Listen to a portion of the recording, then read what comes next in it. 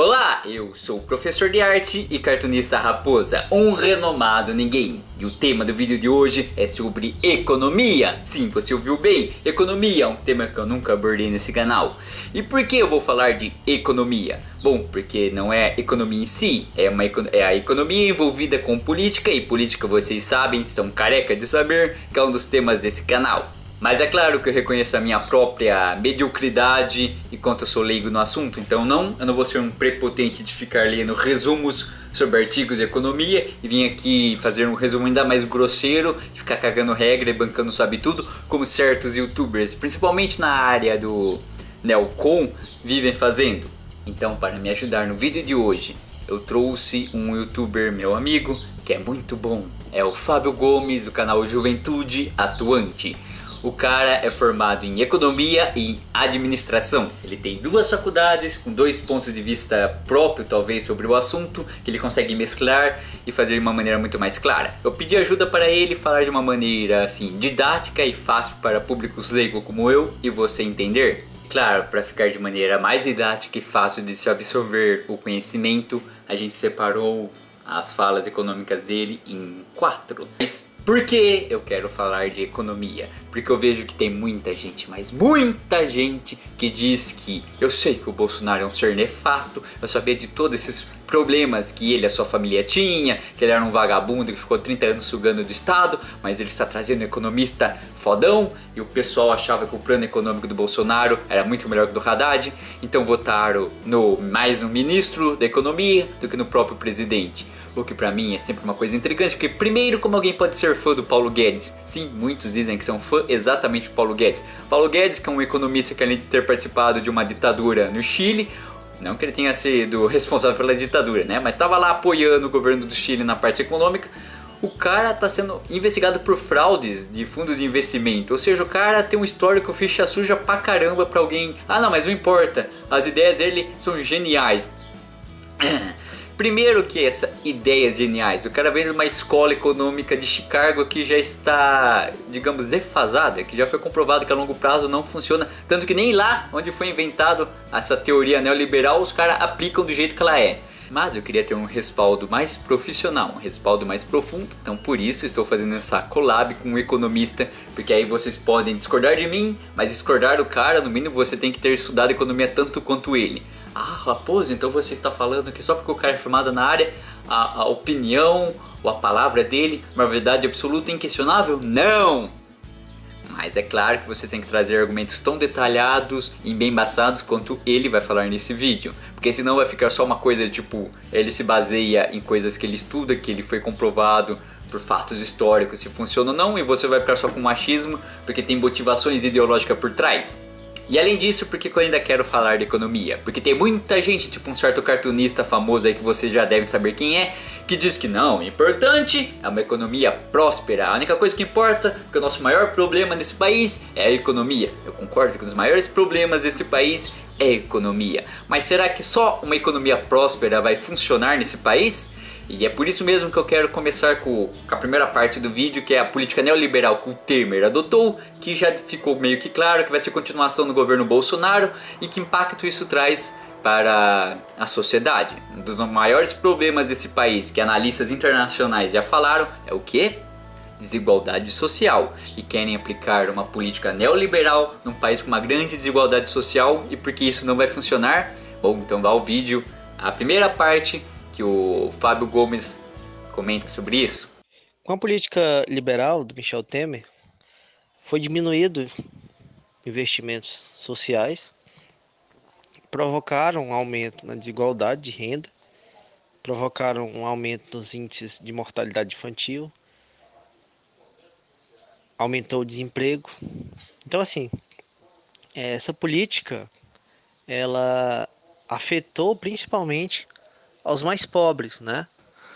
Que já pagam muito imposto no Brasil. Uma outra questão importante para a gente poder entender um dos problemas graves aí do Brasil é a da questão tributária em si, porque no Brasil 50% dos impostos, né, estão sobre a produção e o consumo, né? Então, assim, se paga mais para a questão da produção e do consumo. Então, assim, quem produz e quem consome no Brasil é que paga mais impostos. Enquanto os impostos de renda, enquanto os impostos sobre grandes heranças, sobre grandes riquezas, são bem menores do que em outros países desenvolvidos. Então, assim, você vê, por exemplo, a questão de outros países, vamos colocar aqui os Estados Unidos, alguns outros, como exemplo. Eles têm uma visão de imposto, um modelo de tributação diferentes. Eles têm impostos menores sobre a produção e sobre o consumo. Isso estimula a economia como um todo, estimula a produção e o consumo, né? Não é à toa que nos Estados Unidos se consome tanto, né? E não é à toa que os produtos são mais baratos, ou seja, você consegue ali fazer com que a população mais pobre tenha acesso a uma gama de produtos maiores, consequentemente, você tem uma produção maior também, e você produz vários outros produtos assim de maior valor agregado, né? Porque aquela população consegue consumir um outro nível de produto, né? Produtos mais caros. Então, assim, no Brasil, é, não foi feita essa reforma, né? A segunda parte são os efeitos tributários no Brasil, que são completamente diferentes dos efeitos tributários nos Estados Unidos. Então, porque lá uma política neoliberal dá muito mais certo do que aqui, que está totalmente ligado ao mercado consumidor. Você não pode comparar o consumidor brasileiro como se tivesse o mesmo poder aquisitivo que o do norte-americano. O que faltou, no entanto, no Brasil nos últimos anos foi conseguir fazer essa reforma tributária, que ela sim faria com que o problema fosse melhor resolvido, na minha opinião, né?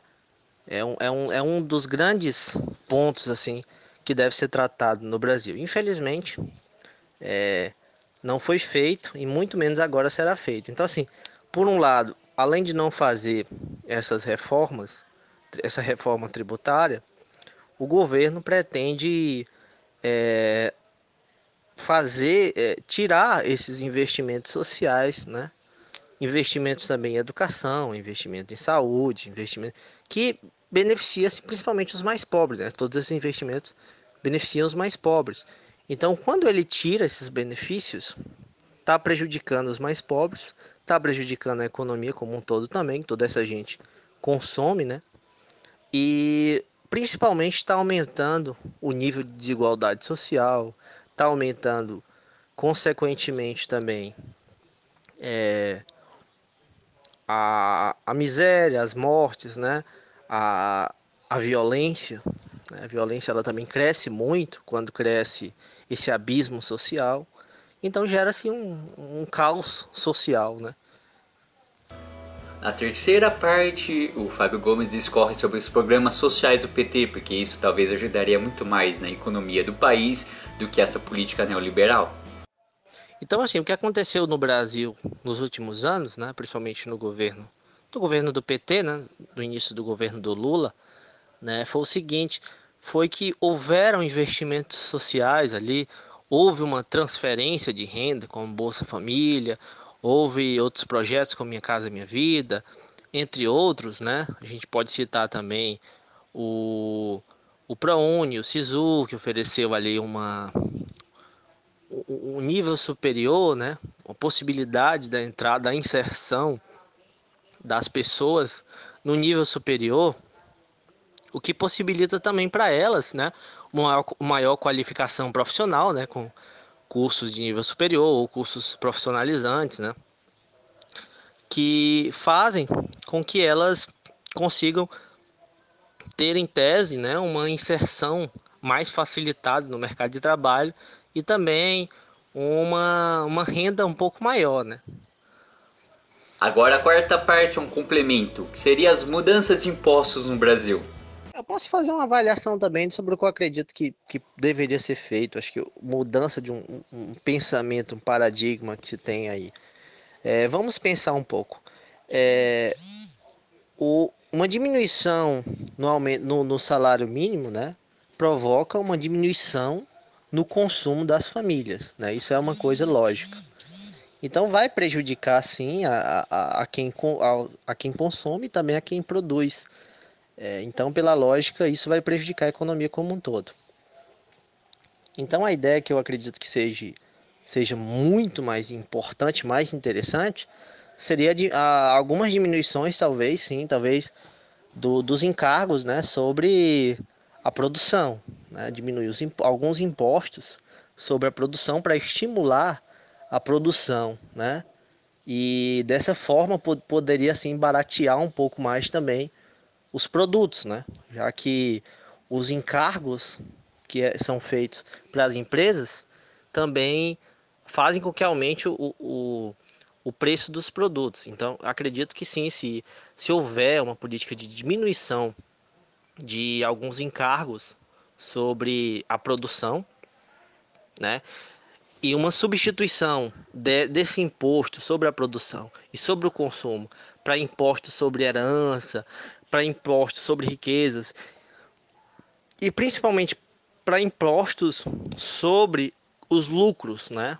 Eu acredito que o mais interessante seria impostos sobre lucros e dividendos, ao invés de impostos na questão produtiva, né? Então, em vez do cara pagar os impostos na produção, ele pagaria menos impostos na produção, assim produziria mais e o nível e também o preço, provavelmente o preço tenderia a baratear, né? E aumentar o consumo, né? Então ele geraria uma receita muito maior para ele, para a economia de modo geral. A população teria acesso a uma gama de consumos maior, poderia consumir mais, então geraria mais benefício sobre a perspectiva social também, né?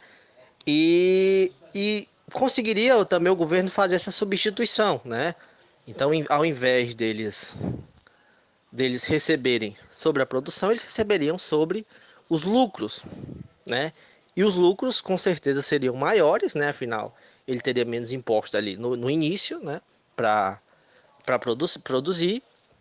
Então, eu acredito sim que toda essa mudança nessa lógica faria com que a economia, de um modo geral, melhorasse, tanto sobre a perspectiva de aumento geral na economia, né? Sobre aumento de produção, aumento de consumo, aumento do PIB, como um benefício social.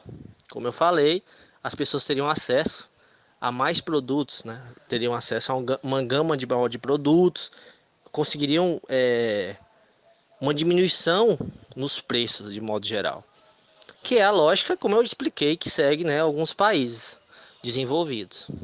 Vocês assistiram a parte do economista falando? Vocês conseguiram entender? Se vocês não conseguiram entender, deixem suas dúvidas que eu vou mandar para ele. Eu vou tentar convencê-lo a continuar participando aqui. Ele é um cara ocupado, né? O cara tem 2 faculdades, não é um Zé Ruela.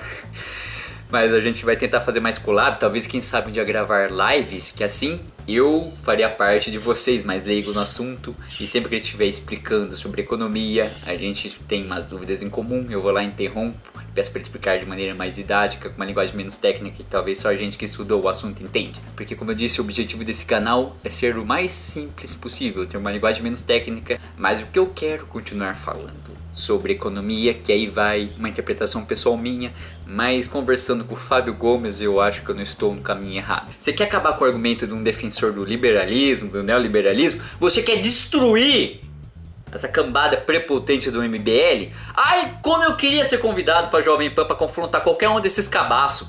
Tem um argumento que vai acabar com eles e eu não acho que é prepotência minha. Tenho certeza que vocês vão concordar, até porque o economista concordou comigo. Você quer destruir esses caras, você fala exatamente assim. Ah, funcionou política neoliberal na Coreia do Sul, mas eles fizeram uma coisa chamada reforma agrária. Teve uma coisa chamada reforma agrária na onde? Dos dois maior expoente do capitalismo mundial, a Inglaterra e os Estados Unidos, feita no século XIX. Não, reforma agrária não é coisa de comunista. A Rússia foi fazer sua reforma agrária na Revolução Russa, começo do século XX. Países capitalistas fizeram reforma agrária. Pergunta para um liberal se ele concorda com a reforma agrária no Brasil. Aqui vai uma metáfora perfeita que na minha cabeça de artista faz muito sentido.